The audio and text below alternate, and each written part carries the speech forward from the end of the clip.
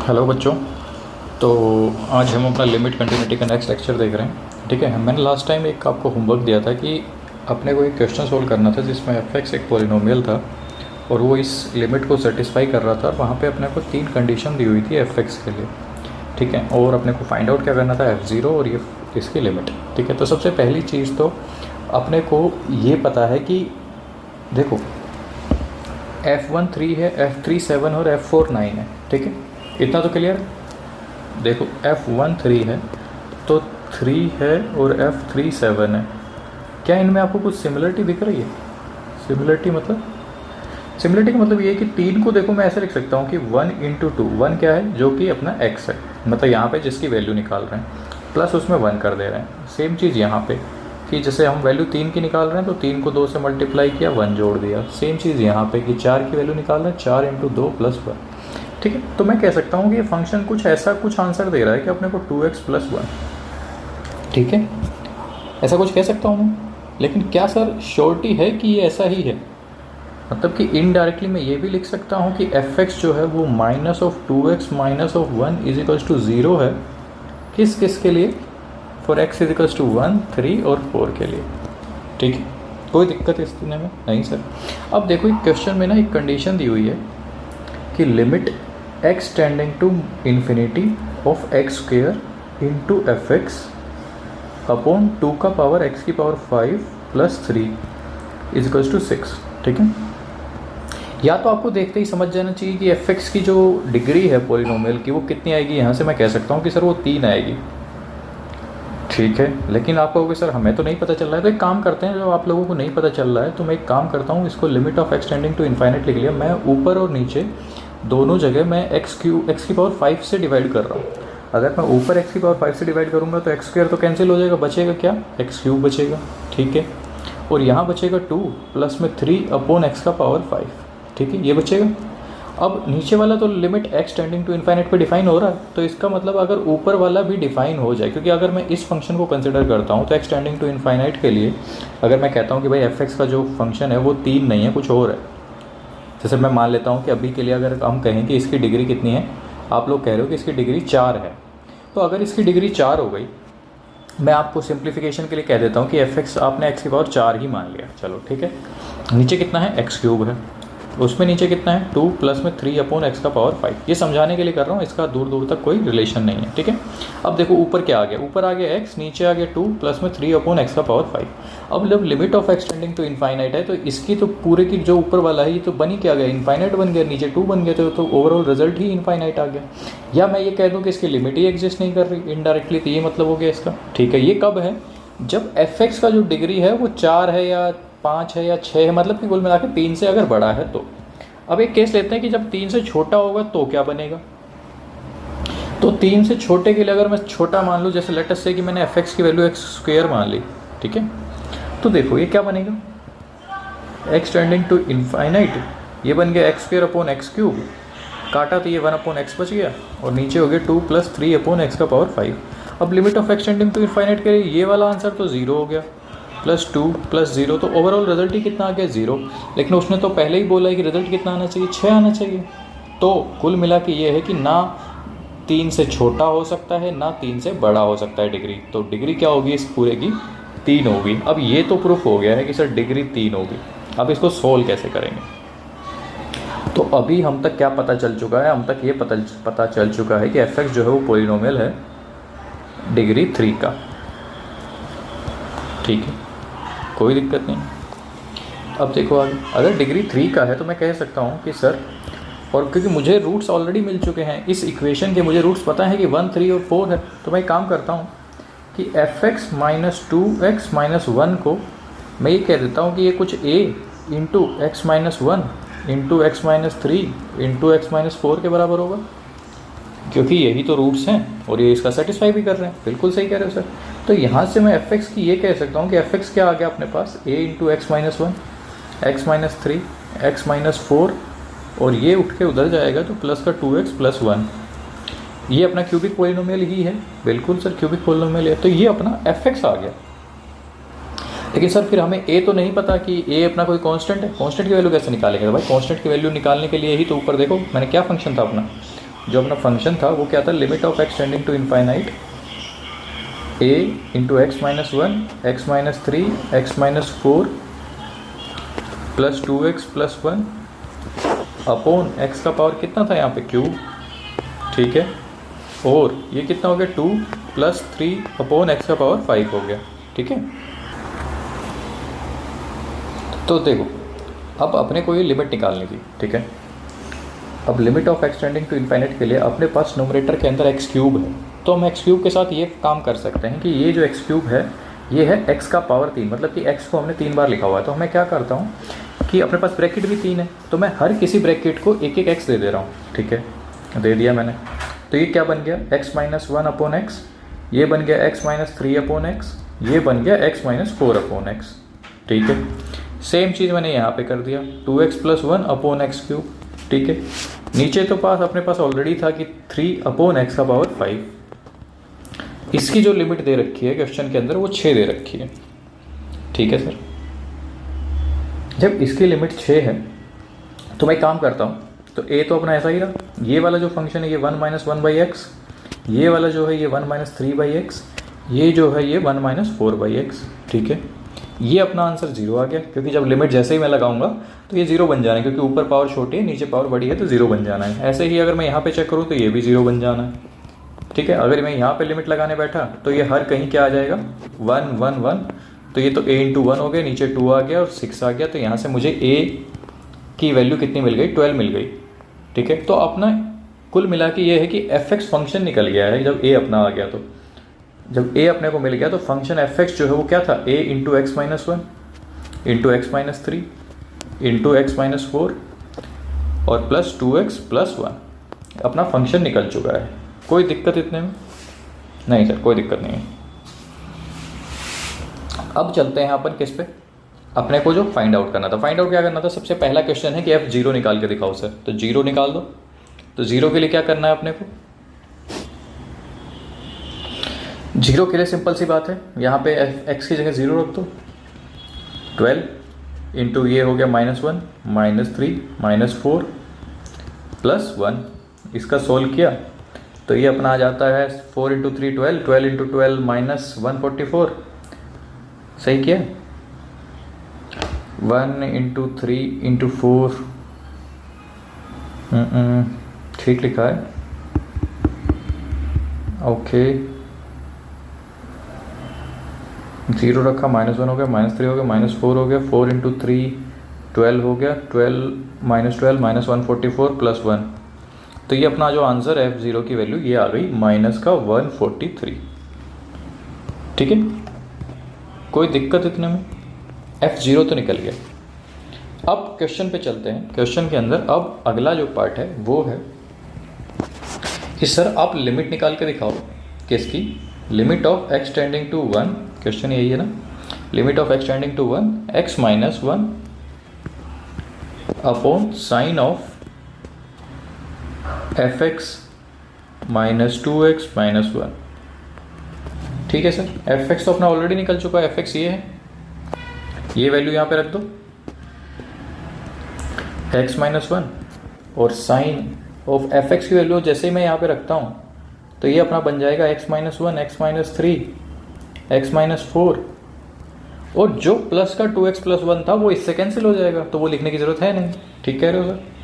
अब मैं काम करता हूँ, क्योंकि ये वाला पार्ट देखो 0 बन रहा है एक्सटेंडिंग टू 1 के लिए, तो मैं एक काम करता हूँ इस पूरे पार्ट के लिए इसी से मल्टीप्लाई और डिवाइड कर देता हूँ, x minus one, x minus three, x minus four, मैंने क्या किया इसी से मल्टीप्लाई और डिवाइड कर रहा हूँ,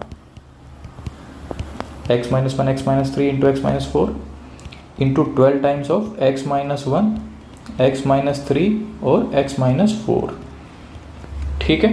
कोई दिक्कत इतने में नहीं सर। अब देखो इस वाली limit of x tending to 1 के लिए ये वाला जो हिस्सा है, ये वाला हिस्सा जो है एक्स टेंडिंग टू 1 के लिए, क्योंकि ये पूरा 0 बन रहा है, ये भी 0, तो साइन एक्स बाई एक्स, अगर limit of x tending to 0 हो तो ये 1 होता है, बिल्कुल सही कह रहे हो सर। तो अब यहाँ पे ये मैं कह सकता हूँ कि कितना है, 1 है, बिल्कुल।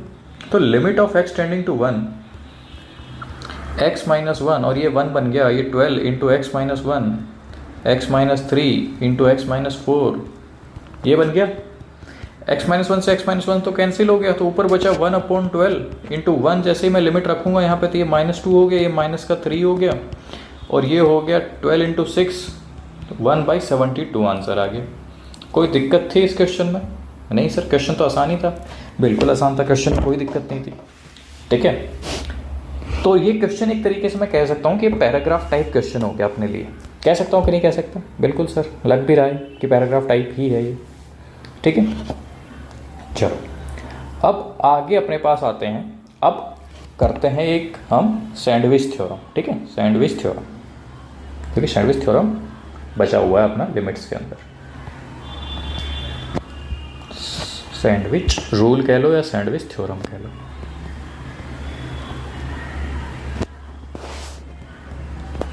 कुछ लोग इसी थ्योरम को स्क्वीज थ्योरम के नाम से भी जानते हैं।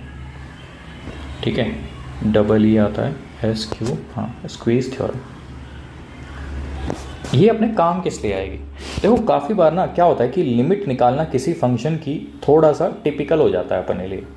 काफ़ी बार क्या होता है कि हम किसी की फंक्शन की लिमिट निकाल रहे होते हैं। जैसे मान लो कि अगर हमने वो क्वेश्चन में दिया हुआ कि limit of x tending to a of fx निकालो, ये अपने से क्वेश्चन में पूछ लिया। ठीक है, और हमारे लिए क्या होता है कि इस फंक्शन की लिमिट निकालना थोड़ा सा मुश्किल हो जाता है। ठीक है, तो हम उस केस में क्या करते हैं? सबसे पहली चीज़ तो हम उस केस में क्या करते हैं, देखो हम उस केस में क्या करते हैं। हमने जैसा एक ग्राफ से समझाता हूँ मैं आपको कि मैंने किया एक fx ड्रा कर दिया।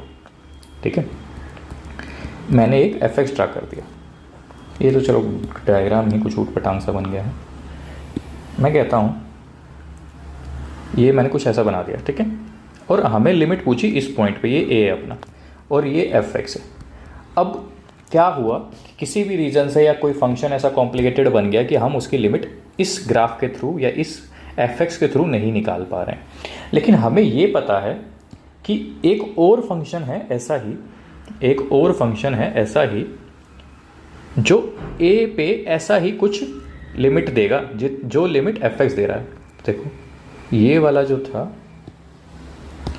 ये जो नीचे वाइट वाला है ये fx है, और ये जो ऑरेंज कलर का है ये फंक्शन है अपना gx, और दोनों ही a पॉइंट पे अप्रोक्सीमेट सेम ही वैल्यू दे रहे हैं। ठीक है, तो अगर मुझे fx की लिमिट निकालना मुश्किल हो रहा है तो मैं एक काम करूंगा कि खुद से एक फंक्शन gx सोचूंगा। अपने को दिमाग लगा के खुद से एक gx फंक्शन सोचना है, और वो फंक्शन ऐसा होगा कि जो fx से बड़ा होगा या छोटा होगा वो डिपेंड करता है कि हम फंक्शन क्या सोच रहे हैं। जैसे कि अब इस केस की अगर मैं बात करूं तो मैं कहूंगा कि सर gx जो फंक्शन है, क्योंकि ऊपर लाई कर रहा है तो gx फंक्शन जो है वो बड़ा होगा या बराबर होगा fx से। ठीक है, और हमें क्या करना है, एक फंक्शन ऐसा भी मैं सोच सकता हूं सर, जरूरी थोड़ी ना है कि सिर्फ यही फंक्शन सोच सकते हैं, हम एक ऐसा भी तो फंक्शन सोच सकते हैं। मैंने ये नाम दे दिया, इसका hx नाम दे दिया। ठीक है, और इस केस में क्या हो गया कि fx जो है वो बड़ा और छोटा है hx। ठीक है, लेकिन मैं ये तो कह सकता हूँ कि a पॉइंट जो होगा, a पॉइंट पे तो तीनों की लिमिट जो है वो सेम ही है। तो अपने को क्या करना होगा कि जब अपने से कोई ये कहे कि limit of x tending to a of fx निकालो, और fx जो है वो इतना टिपिकल है या किसी भी रीजन से हम वो उस फंक्शन की लिमिट नहीं निकाल पा रहे हैं, तो हम एक फंक्शन सोचेंगे जो कि fx से तो छोटा हो, जो कि fx से छोटा हो, और एक फंक्शन दूसरा सोचना है gx जो fx से बड़ा हो या बराबर हो। ठीक है, और होगा क्या कि इस केस में अगर हम लिमिट निकालें, और वो फंक्शन ऐसा सोचना है जिसकी लिमिट हम निकाल पाएँ। ये नहीं है कि भाई आप कुछ भी फंक्शन सोच लिया और फिर उसकी लिमिट नहीं निकाल पा रहे, और वो ऐसा होना चाहिए कि वो अप्रोक्सीमेटली सेम ही होना चाहिए उसके क्या कहते हैं उस पॉइंट पे उसकी जो लिमिट आनी चाहिए वो सेम आनी चाहिए। ठीक है, ये भी कंडीशन है। तो उस केस में क्या होगा कि limit of x tend to a of hx, limit of x tending to a of fx, limit of x tending to a of gx, हम ये चेक करेंगे। ठीक है, उस केस के अंदर अब इसकी जो fx की जो लिमिट है वो कब निकल पाएगी, या कब हम कहेंगे कि हाँ भाई हमें लिमिट मिल गई है। तो ये तब होगा अगर if limit of x tending to a of hx, अगर बराबर आ जाए limit of x tending to a of g x के बराबर, मतलब कि जो दो फंक्शन हमने सोचे हैं अगर इन दोनों फंक्शन की वैल्यू सेम आ जाए लिमिट की, तो ही हमें कहना है ओनली देन कि लिमिट ऑफ, जैसे मान लिया कि ये क्या आ रहा है, एल आ रहा है, लेट दोनों सेम आने चाहिए, ओनली देन तभी जो है लिमिट होगी x tending to f a of f x जो है वो भी कितना हो जाएगा, एल हो जाएगा। समझ रहे हो कि नहीं समझे? कि सैंडविच का मतलब ही क्या होता है? सैंडविच का मतलब होता है कि हमने एक दो चीज़ों के अंदर एक किसी फंक्शन को डाल दिया, ठीक है। एक फंक्शन ऊपर था, ये एक फंक्शन ऊपर हो गया, ये एक फंक्शन नीचे हो गया, दोनों फंक्शन के बीच में हमने एक किसी को सैंडविच कर दिया, ठीक है। यही तो होता है सैंडविच, तो यही ये थ्योरम कहती है, ठीक है। अभी आप लोगों को थ्योरी पार्ट तो क्लियर हो गया होगा, थ्योरी पार्ट में तो कोई दिक्कत आई नहीं होगी, ठीक है। अब चलते हैं इसका एप्लीकेशन पार्ट के, एप्लीकेशन कैसे कर सकते हैं, ठीक है। समझने को तो आसान लगता है कि हाँ भाई समझ लिया हमने सब कुछ, समझने में तो क्या ही जा रहा है, ठीक है। और एक चीज़ और बता देता हूँ मैं आप लोगों को, क्योंकि हमने ये फंक्शन तो सोच लिए। अब फंक्शन ये नहीं है कि आपने कोई भी रैंडम सोचने, फंक्शन ये सोचना है कि जिस एफ एक्स के लिए, जैसे अगर मान लो एफ एक्स कुछ डोमेन है तो वही डोमेन हमें दिमाग में रख के जी एक्स और एच एक्स के लिए भी चलनी है। ये नहीं कि एफ एक्स के लिए तो डोमेन आर थी लेकिन जी एक्स और एच एक्स हमने ऐसे सोच लिया जिसके लिए डोमेन आर नहीं है, तो हमने डोमेन सेम ही लेके चलनी है, ठीक है। तो मैं ये कह देता हूँ कि एफ जी और एच जो है वो सेम ही डोमेन के फंक्शन होने चाहिए। कहाँ लिखूँ? यहाँ लिख देता हूँ कि एफ जी और एच जो हैं उनकी डोमेन जो है वो सेम होनी चाहिए, सेम डोमेन फंक्शंस होने चाहिए, ठीक है। क्योंकि सोचने को हमारा दिमाग है, हम कुछ भी सोच लेंगे ऐसे, तो फंक्शन ऐसा कुछ भी नहीं सोचना है। सबसे पहली कंडीशन तो यही है कि डोमेन सेम होनी चाहिए। दूसरी कंडीशन ये है कि जब हम लिमिट निकाल रहे होंगे तो फंक्शन ऐसे सोचने हैं कि उनमें लेफ्ट हैंड फंक्शन की और राइट हैंड फंक्शन की वैल्यू सेम आए, तभी हम बीच वाले फंक्शन की वैल्यू लिख पाएंगे कि कितनी आएगी, ठीक है। अदरवाइज नहीं लिख पाएंगे। समझ रहे हो कि नहीं समझ रहे? समझ गए सर? अब चलो आपको एक मैं एग्जाम्पल लेता हूँ आप लोगों के सामने, ठीक है।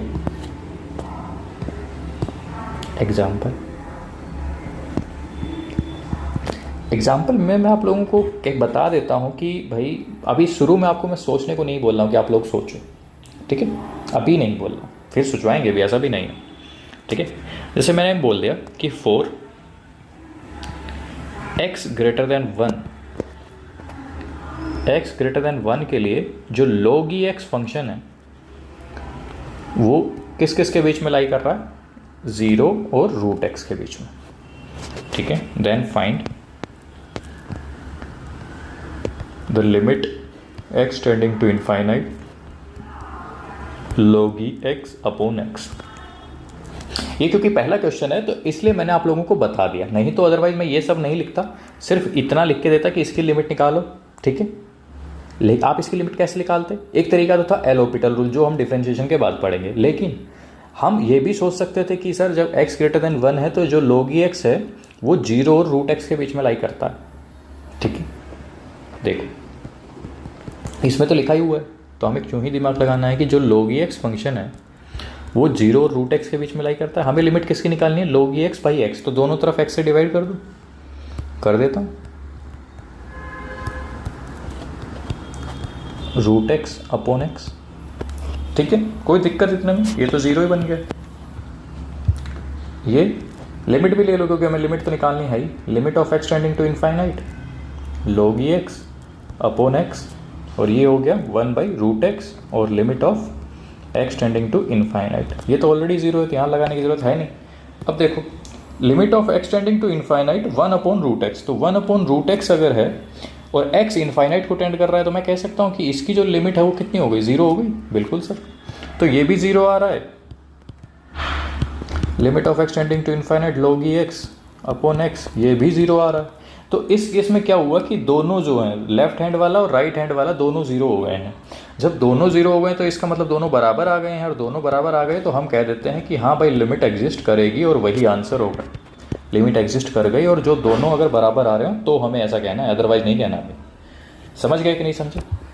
समझ गए सर। अब देखो, अब चलते हैं हम एक क्वेश्चन और लेते हैं, ठीक है। अब थोड़ा आप लोग सोचिएगा भी, ठीक है। अभी तो मैं आप लोगों को दे रहा हूँ फंक्शन कि ये आ जा रहा है, ठीक है। चलो आगे चलते हैं। Question number 2।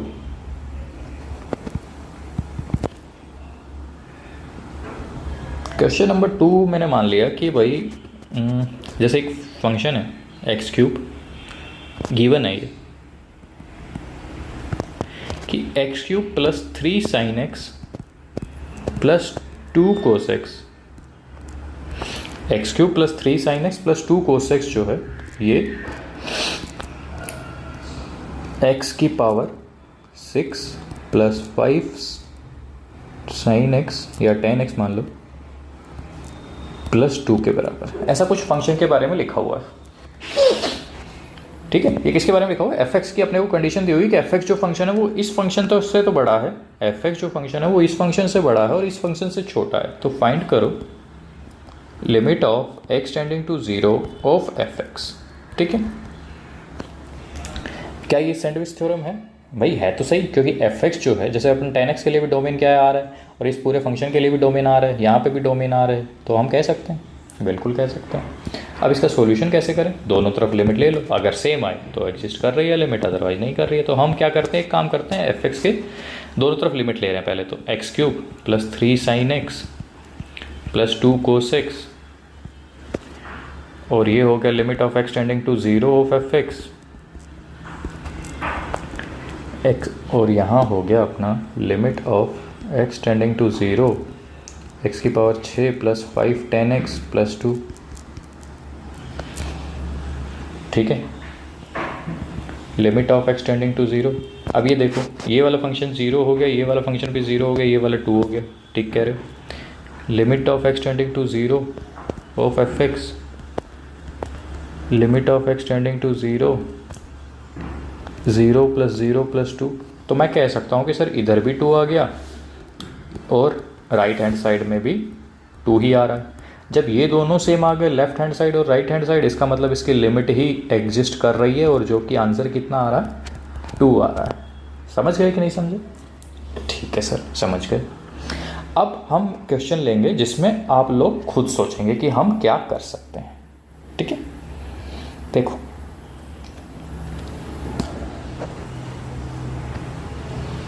एक क्वेश्चन और लिया कि फाइंड करो limit n tending to infinite 1 plus n square 2 अपॉन 2 प्लस एन स्क्वेयर, ऐसे ही हम चले n upon n plus n square तक के, इसकी लिमिट निकालनी है।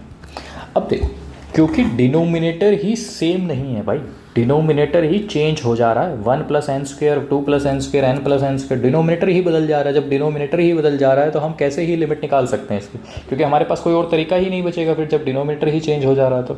ठीक है, तो देखो इसको हम कैसे अटेम्प्ट करें। तो सबसे पहले तो इसमें हमें फंक्शन सोचना पड़ेगा।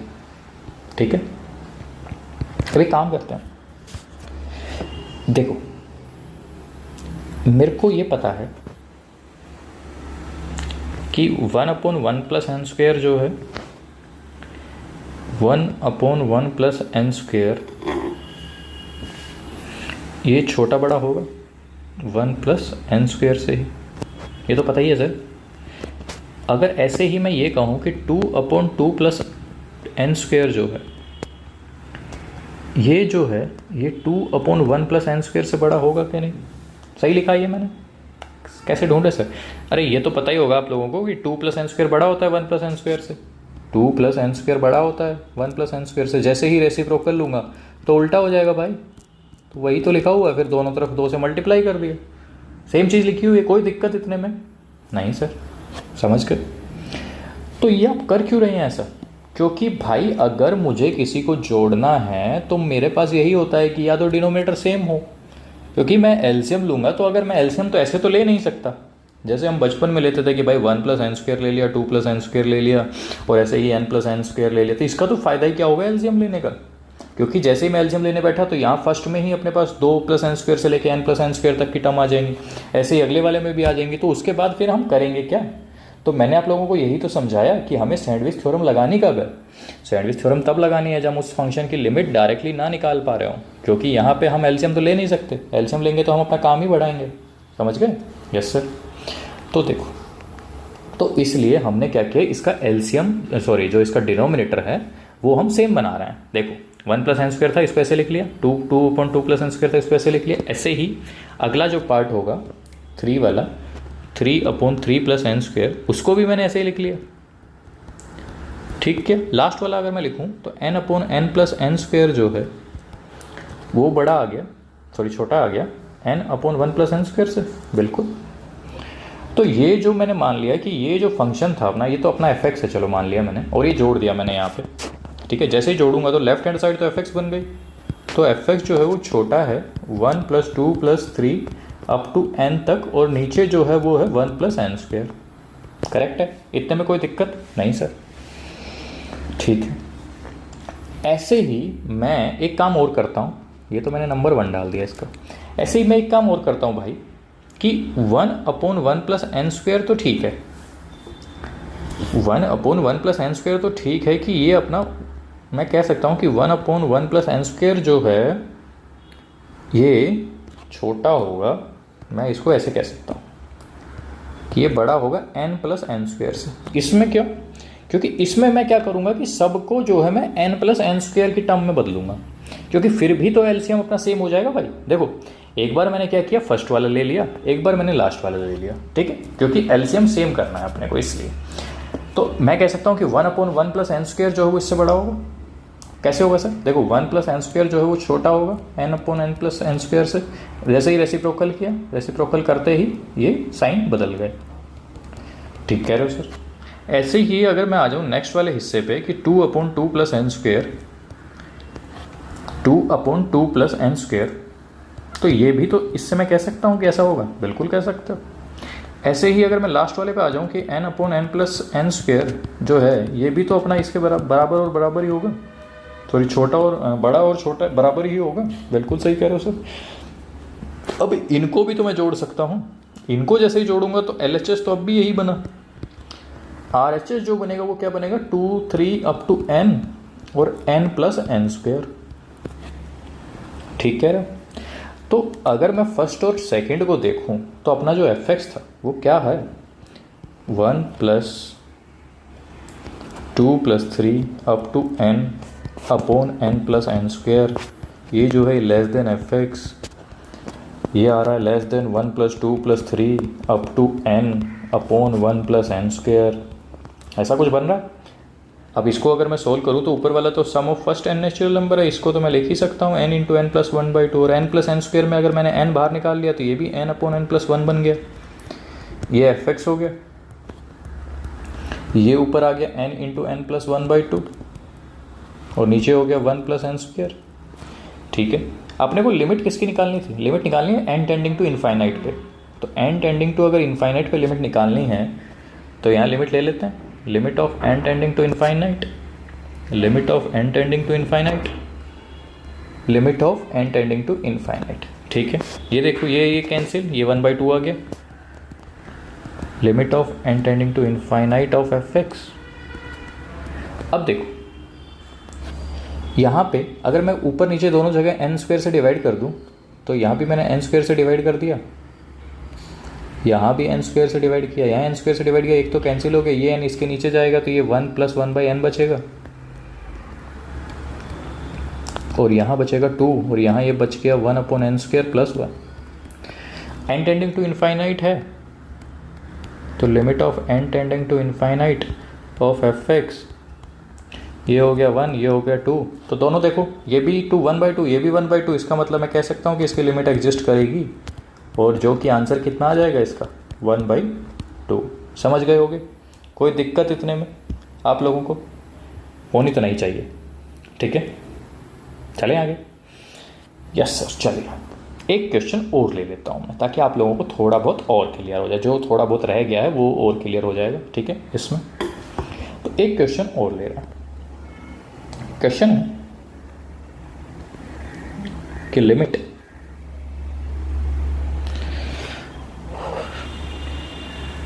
तो यहाँ पे हाफ तो आ ही गया,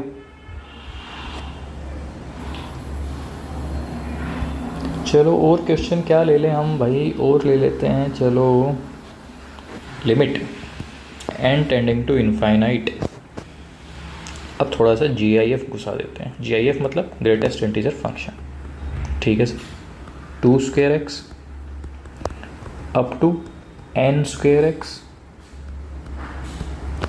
और नीचे n क्यूब आ गया।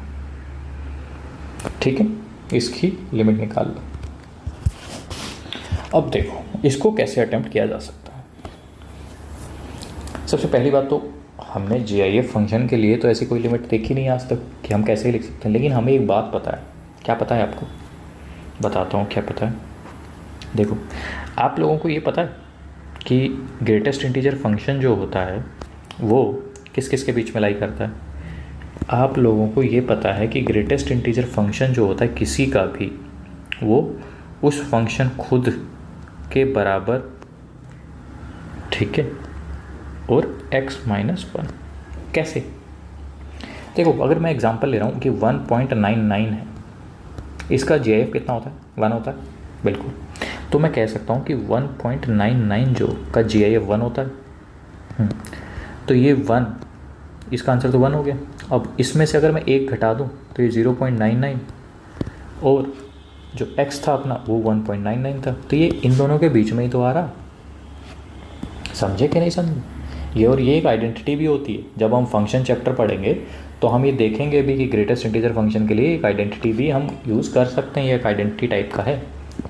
अगर x इंटीजर हो गया, जब x इंटीजर हो जाता है तो हम कह देते हैं कि जो greatest integer function of x जो है वो x के बराबर ही होता है। तो इसीलिए मैंने यहाँ पे इस केस में इक्वल टू का सिंबल भी लगाया है। ठीक है, समझ गए होगा आप लोग। तो हमें पता है कि ग्रेटेस्ट इंटीजर की प्रॉपर्टी के अकॉर्डिंग ऐसी कंडीशन होती है। तो मैं लिख देता हूँ यहाँ पे as per property of GIF function,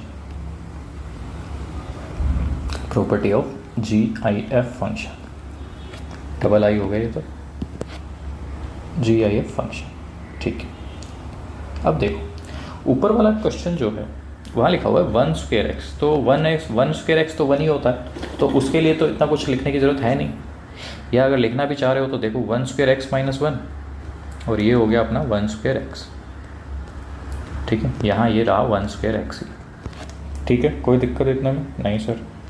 ऐसे ही अगर 2 स्क्वायर एक्स की बात हो रही है तो ये हो गया 2 स्क्वायर एक्स माइनस 1, ये हो गया 2 स्क्वायर एक्स और ये हो गया 2 स्क्वायर एक्स। ठीक है, ऐसे ही अगर 3 स्क्वायर एक्स की बात कर रहा हूँ मैं तो ये 3 स्क्वायर एक्स के लिए भी ऐसे लिख सकता हूँ मैं। ठीक है, अगर ऐसे ही चला मैं लास्ट तक तो ये हो गया अपना n square x minus 1, n square x और ये हो गया n स्क्वायर एक्स अपना। कोई दिक्कत इतने में नहीं सर। इन सबको जोड़ दो, क्योंकि जो बीच वाला हिस्सा है अगर मैं इन सबको जोड़ रहा हूँ तो बीच वाला तो अपना मान लिया कि ये क्या था, fx ही था। इधर हो गया कुछ कि 1 square x minus 1, 2 square x minus 1, 3 square x minus 1, ऐसे ही चले लास्ट तक और ये हो गया n स्क्वायर एक्स माइनस 1। बीच में आ गया fx और ये अपना आ गया 1 स्क्वायर एक्स, 3, 2 स्क्वायर एक्स और ऐसे ही चले और n स्क्वायर एक्स तक। ठीक है, अब देखो,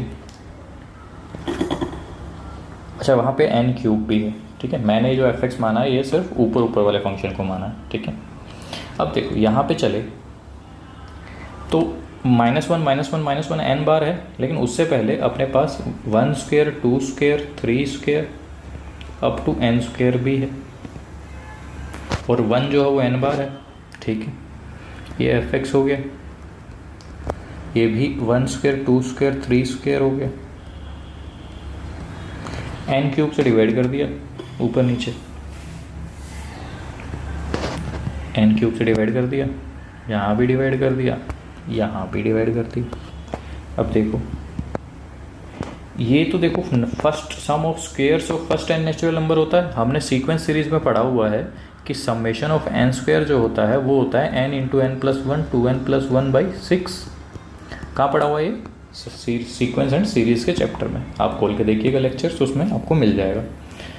देखो तो इसको मैं लिख सकता हूँ कि n into n plus 1 into 2n plus 1 by 6 और ये हो गया n क्यूब। ठीक है,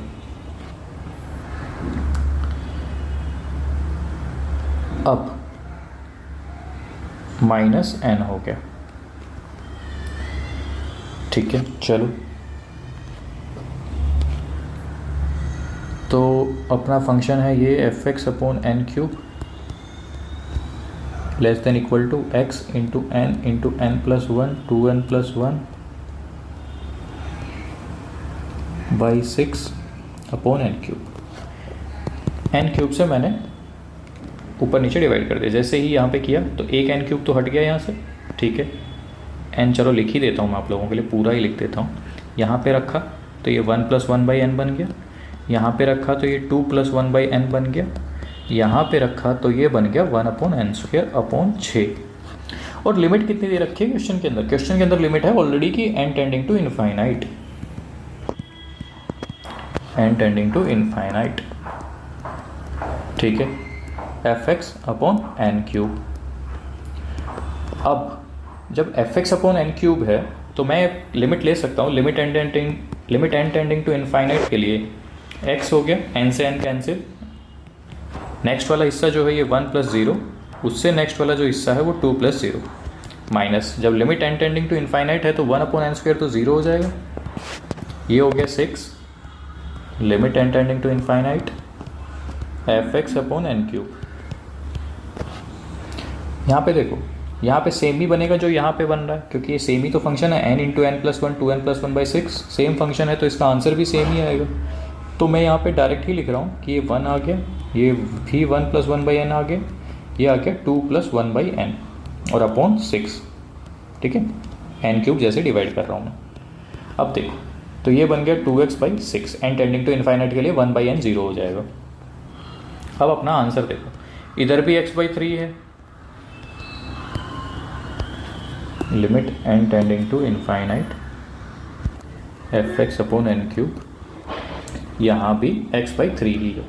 जब दोनों तरफ अगर सेम ही आ रहा है, इधर भी x/3 इधर भी x/3, इसका मतलब ही क्या हो गया कि लिमिट एग्जिस्ट कर रही है और उसका आंसर क्या आ रहा है, limit of n tending to infinite 1² x 2² x up to n² x upon n cube, इसका जो आंसर आ रहा है वो कितना आ रहा है, x/3, ठीक है। ये आप लोग सैंडविच थ्योरम के जितने भी क्वेश्चंस थे, मोस्टली क्वेश्चंस तो मैंने करवा ही दिए हैं, बाकी आप लोग प्रैक्टिस करते रहिए, प्रैक्टिस करते रहेंगे तो क्वेश्चन आराम से सोल्व होते रहेंगे, ठीक है। तो आज अपना लिमिट्स कंप्लीट हो चुका है मेरी तरफ से, ठीक है। आप लोग प्रैक्टिस करिए, कुछ क्वेश्चंस और अगर आपको मिले और जो आपसे सोल्व ना हो रहे हो तो वो मुझे कमेंट सेक्शन में भेजते रहिए, ठीक है। मैं उनका जो सोल्यूशन होगा वो नेक्स्ट क्लास में लेके आता आऊँगा, ठीक है। अब हम नेक्स्ट क्लास से करेंगे अपना कंटिन्यूटी चालू, ठीक है। लिमिट्स कंप्लीट हो चुका है, अब होगा कंटिन्यूटी का ड्रामा। चलो, थैंक यू।